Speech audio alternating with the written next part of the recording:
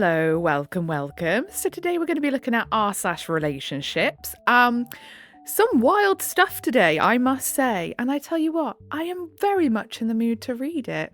It is nearly midnight again.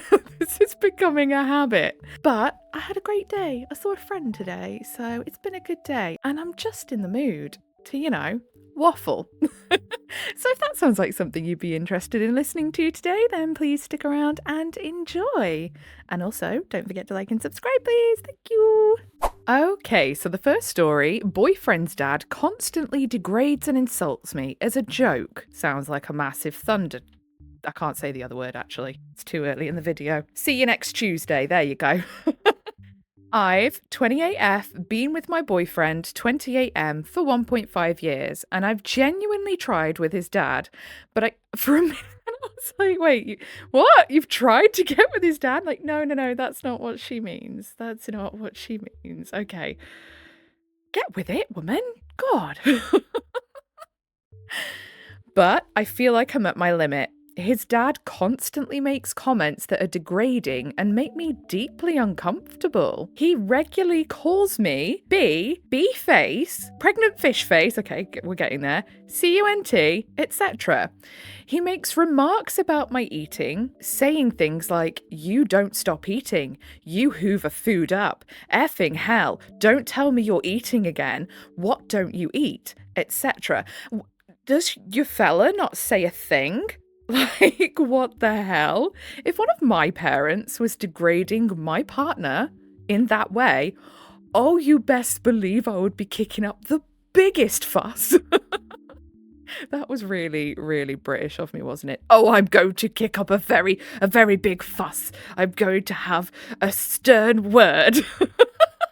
I already struggle with body image, and my boyfriend and his parents are aware of this, so he's doing it on purpose. So having someone make these comments feels humiliating, especially when I'm a very healthy weight, toned, and work out 5 times a week. Even if you weren't, my love, that is no reason for someone to be saying these things to you. No one has a right to comment on your weight other than your doctor. And to be honest, even sometimes they're well out of pocket. Every time I go in, they tell me that I'm overweight, and I'm like, mate, I'm just tall.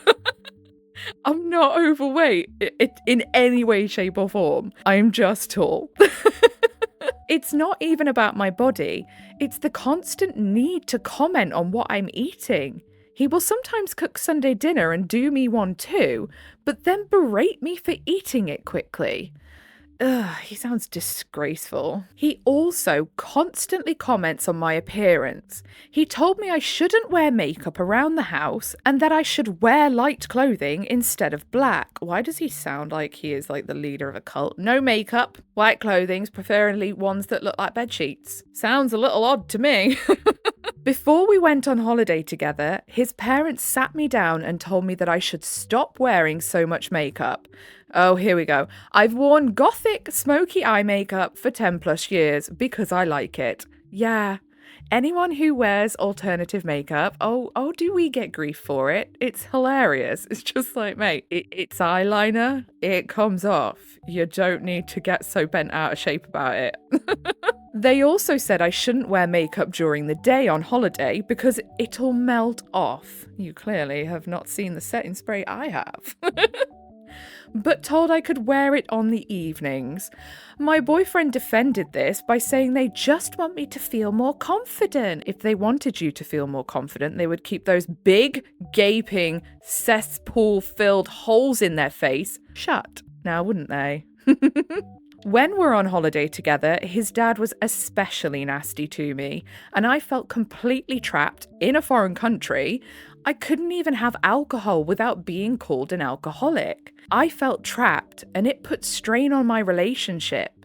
He also frequently looks me up and down inappropriately in front of my boyfriend, which makes me feel incredibly uncomfortable. Even their pets are scared of him. Your boyfriend's a dick, man. He's not doing anything about this. Sorry, but your boyfriend is not worth the hassle that his parents bring. He's really not, because if he's not turning around to his parents and saying, what the hell is wrong with you? Bin him straight away. The part that's really hard to navigate is that my boyfriend is always chasing his dad's approval. His dad was so cruel and cold to him growing up that they only formed a relationship after COVID, despite always living together. His dad's always favoured his only sister, which is ironic given how he talks about women, and yet my boyfriend insists his dad loves me and is protective of me, saying he would go to war for me, but that doesn't match anything I experience from him. Red flag, red flag. If your boyfriend thinks this behaviour's okay, I would be very concerned that he is going to start to adapt that behaviour. Yeah, definitely run far, run very far. My boyfriend has confronted his dad before, telling him to stop with the name calling. His dad hugged me and apologised, saying it was just a joke and that he'd be more careful. Yeah, all right then. But since then, it feels like he's been on a mission to push my boundaries even further, almost to prove that I can't tell him what to do. That's exactly what he's doing, my dear. That is spot on. And my boyfriend told me I shouldn't expect his dad to change and that his dad shouldn't have to walk on eggshells. I love my boyfriend. And I love the time we spend together, but I'm at the point where I want to completely avoid his dad because he makes me so uncomfortable. My body literally goes into fight or flight when I see him. How do I set boundaries when my boyfriend doesn't seem to think I should? I'd really appreciate any advice. TLDR, boyfriend's dad constantly insults me, makes inappropriate comments about my eating and appearance, and has even been confronted about it before. My boyfriend insists he loves me, but I feel incredibly uncomfortable around him and don't know how to navigate this anymore. What do I do? Bin him. Easy. Bin the boyfriend, because if he thinks this behaviour is acceptable, he will start to mirror it. And then you're going to have two of these absolute thunder twunts in your life, ruining you and manipulating you and just making you feel less than for the rest of your life. Trust me, there is way better out there. And then down in the comments, Frock of Seagulls says, stop seeing, engaging, and doing literally anything with your boyfriend's dad. If he has your phone number, block him. No vacations, no family functions, nothing.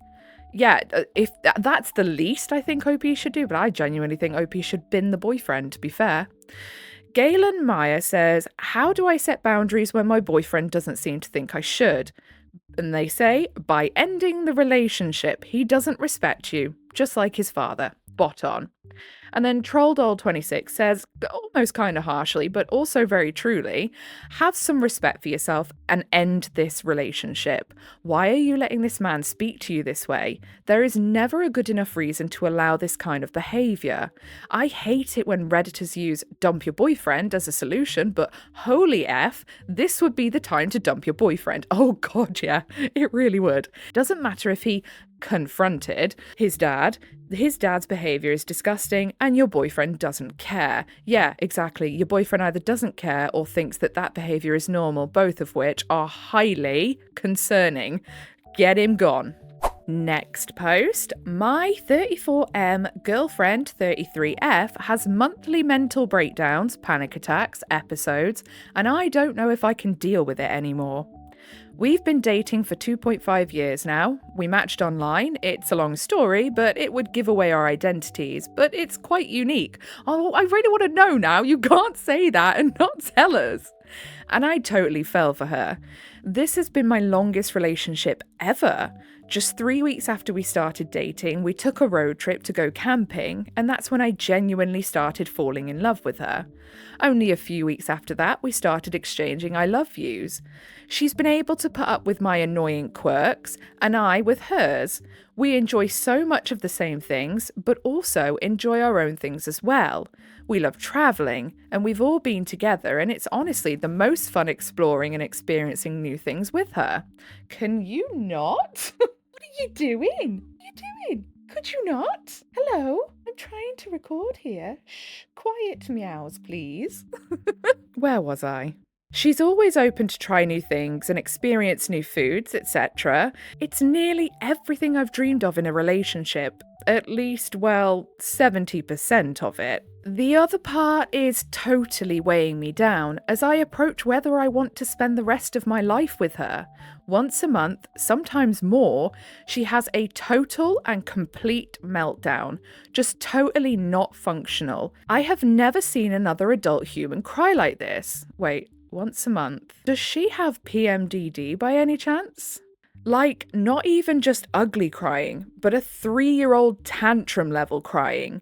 The first time it happened, I nearly broke up, but I have too much patience and I let it keep going. I weighed all the positives, and dealing with the one breakdown a month seemed worth it. Now, some context, my mother growing up would also have monthly meltdowns. Although hers were slightly different, she would get really angry. Plates were thrown across the room, smashed into the floor, yelling, threatening of leaving. I just have many vivid memories of my dad begging my mum to stay, apologising and grovelling her to stay. These images are burnt into my brain to this day.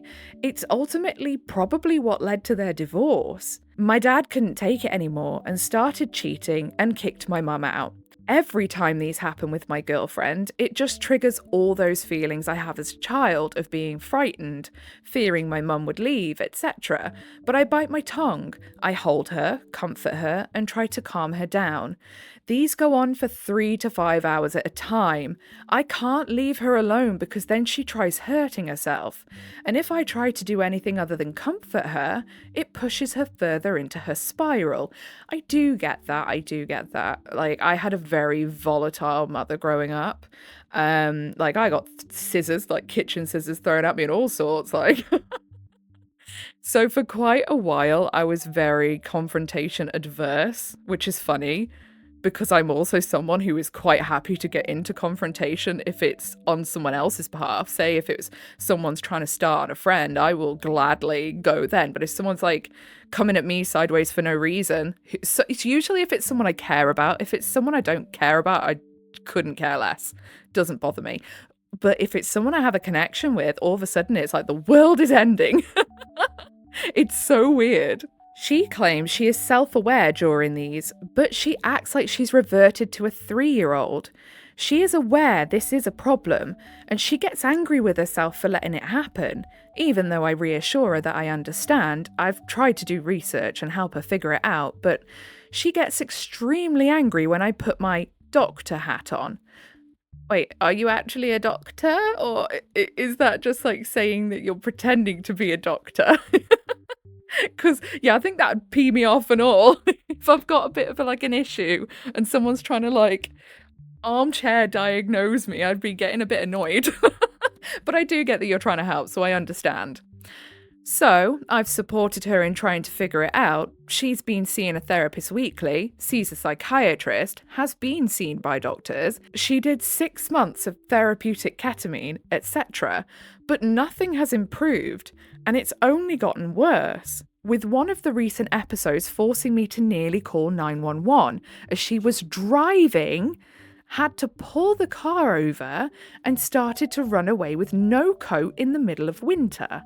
Wow, yeah, no, I would say that is pretty dangerous, because that's not just dangerous to like herself and you, which obviously is a problem, being dangerous to the OP. That is also very dangerous to anyone else driving on those roads. And yeah, it's once a month like clockwork. My mother recently made the realization as she started to go through menopause, her doctors diagnosed her with PCOS and severe PMDD, and that explains her major freakouts once a month, because she's now extremely calm. Even just 10 years ago, she would call me telling me about her plan to end it, and now she's totally normal. She has expressed that it's probably the same for her. Yeah, I always wonder if my mum had it as well, because obviously I know that I do, and I wonder if my mum did, because like I say, she would have like really bad freakouts. And again, that's exactly the same. Now my mum has gone through menopause. She's so chill. It's really weird, like, considering, looking back at how she was when we were kids, and like now it's like, wow, this is a different person. So all I'm thinking about is, will this be my life if I choose to marry her? Can I put up with monthly breakdowns? I'm totally stuck because I do love her, but I really don't know what to do at this point. But I also don't want to hurt her. What would be your advice? TLDR, girlfriend has monthly breakdowns, acts like a 3-year-old child, cries and wails, threatens to harm herself. It triggers my own trauma. I'm stuck and don't know what to do because I love her a lot and don't want to hurt her. Now, from my own experience, we're going to put that into play here because I can kind of speak on, what people go through with PMDD. You have no control over it. And in the moment, you think you're so valid in the way you feel. Like, in the moment, you're like, yeah, this coworker that I currently want to, yeet through the window. I'm totally valid to feel that way. This absolute seething anger I'm feeling at the fact that the lettuce packet won't open properly is absolutely valid. But obviously, that's not a normal way to feel. But what I will say is, if you are someone who is going through that, there are options. Yeah, they're not ideal. For me, the only thing that's helped is being on the mini pill. So I've been on the mini pill now for years because I figured this lot out when I was like a teenager. I had the worst anger issues as a teenager. So mini pill all the way, basically. And that does really, really control it. For me, however, that's not the same for everyone, but there are other options out there. So I hope that the OP manages to convince their girlfriend that obviously these aren't normal, and it's okay that it's not normal. It's okay. Bodies betray us all the time. We have no control over it. It's not her fault. She's not a bad person for having this happen. She is, unfortunately, a victim of her own hormones. That is what she is. And she has no control over that any more than anyone else does. The only thing she does have control of is going to the doctors, putting her foot down and saying, there is a problem. And you do have to go and pester them like mad. I love becoming a thorn in someone's side, though, when it comes to things like that. I will happily do it. Because you have to. You really have to. And, really put your foot down, say there's something wrong, and I will keep coming back until you figure it out. Give them ideas as well. Say, this is what I think, going by my symptoms and what I've researched. This is what I think. Can we look into this? There is options out there. You've just got to try and get someone to listen, which I know can be harder and easier said than done when it comes to women's health, unfortunately. And then down in the comments, Cleopatra Kitty 44 says, yeah, it sounds like your girlfriend also has really bad PMDD. I highly suggest taking a nice scroll through the PMDD subreddit and reading about how shitey of an experience having it is, coming from someone who also has it. There are ways to help mitigate the symptoms of PMDD, but the same fixes don't work for everyone. It takes time to find something that consistently helps. You have to make a decision. Having the trauma you do, can you handle with the ups and downs of this for the rest of your life? If you can't, you're not a bad person. Dealing with ingrained trauma like that is hard, and having to be supportive while managing a huge trigger is a nightmare. Yeah, exactly. This is the thing. And we've got to give it to OP here because they really don't want to leave her. They really want to understand, and they are fighting their own issues because unfortunately PMDD is a lot more common than you would think, and that shows by the fact that their own mother suffered with it. A up me duck, that's got to be a northerner or Midlands. That's got to be. 1989 says, another one with PMDD here, and I'm autistic, which wasn't noticed by any mental health professional till my early 30s, so meltdowns sound very familiar. The biggest issue here is that OP's girlfriend doesn't want to get help. I don't really know what you can do from that because it's also not fair for the OP to be put in this situation when he already has his own trauma, which he should probably see someone about. Yeah, absolutely. That would be great for the OP to go and see someone. I think what the OP should do in this situation is say, look, I really don't want to have to end this relationship. I love you. I want to stay with you. I want to help you through this. However, I cannot keep putting myself through this if you do not want to at least try to get yourself some help. And be very clear that you're not expecting miracles, you're not expecting changes overnight, but it would help both of you for, her to at least try. I think that is the way I would approach it and be like, look, I really don't want to, and I'm not trying to say this to push you into anything you don't want to. I am just telling you that this is what it will come to because I'm close to leaving. I'm close. And on that note, we're going to leave it there for today. If you made it all the way to the end, then I appreciate you very much. If you leave a little like and subscribe, I'll appreciate you even more. Other than that, I'm going to disappear. I forgot to take my makeup off. I had a bath earlier. Like, you know, one of the baths where you just lay in it, because I'd already had a shower. So I was like, I'm going to have a lay-in bath, a float. I'm going to have a float. And I've just realised, as I felt a little piece of mascara land on my eyeball, that I have not taken my makeup off yet. So I'm going to go and do that. And if it is nighttime wherever you are while you are listening, go and take your makeup off. Don't sleep in that. It's not good for your eyeballs. Anyway, yeah, I hope you have a really good rest of your day, whatever it is you're doing. Goodbye. Oh, also, just a little note. So we agreed that me reading some comments now and then will be fun. I'm going to do it sporadically and randomly, and it will be very random. And it might be from like 3 videos back because I record in a chunk. So if I've got time to add a video or a little comment on the end, I will. But because I record in a chunk, obviously, I'm not always going to be reading comments from like the previous video, if that makes sense. So yeah, I'll be doing it that way, just so you're aware. Also, if I do not pronounce your usernames correctly, I am so sorry. I think we've all gathered by now from listening to me trying to read the comments on the Reddit posts and the usernames there. I am not good deciphering them sometimes. I'm so bad. So if I read them wrong, apologies. Feel free to correct me. Also, it is meant with no malice. I'm just a little dense.